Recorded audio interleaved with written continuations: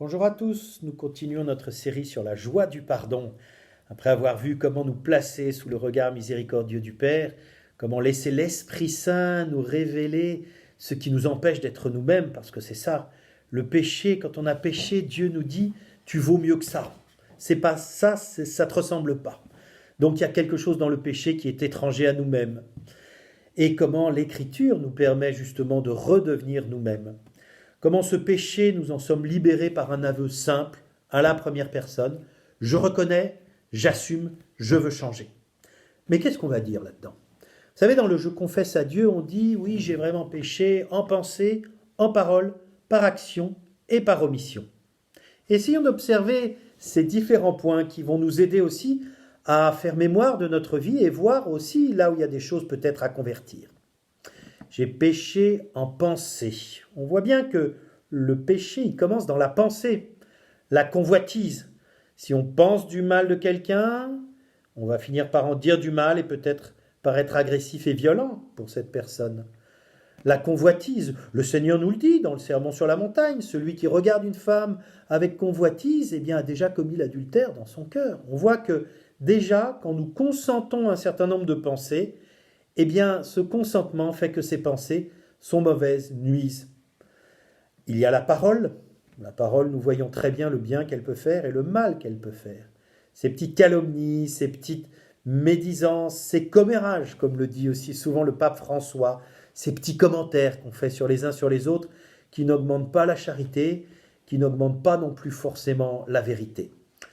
Notre parole, elle est faite pour encourager, elle est faite pour réconforter, elle est faite pour louer, pour remercier. Là encore, nous pouvons voir ce que le Seigneur nous révèle. Par action, ce que nous faisons, là aussi, on voit des actes qui peuvent être violents, des actes qui peuvent être agressifs, des actes d'indifférence, d'enfermement sur nous-mêmes. Et puis le péché par omission, on l'oublie souvent, comme son nom l'indique. C'est un bien que l'on aurait pu faire et que l'on n'a pas fait. Ne te détourne pas de celui qui demande, dit le Seigneur dans l'Écriture. Celui qui nous demande un petit service, hop, comme on dit, on botte en touche, on n'a pas vu, on ne répond pas. Il y a aussi simplement des petits merci qui ne sont pas donnés. C'est un dû ou on n'a pas été attentif. Vous savez, la vie, elle est faite de ces petites attentions. Et si on passe à côté de ces petites attentions, eh bien voilà, le péché par omission. Pouvoir demander pardon au Seigneur de ne pas avoir fait ce bien, c'est vrai, j'aurais pu, j'aurais dû.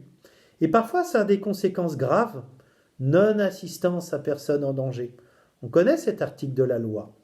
Eh bien, ne pas dire à quelqu'un qu'il est en danger spirituel aussi, parfois parce qu'on a un peu peur, parce qu'on pense qu'on va être jugé, qu'il ne va pas nous écouter, ben c'est un péché par omission. J'aurais dû te dire, là, non, il y a quelque chose qui ne va pas.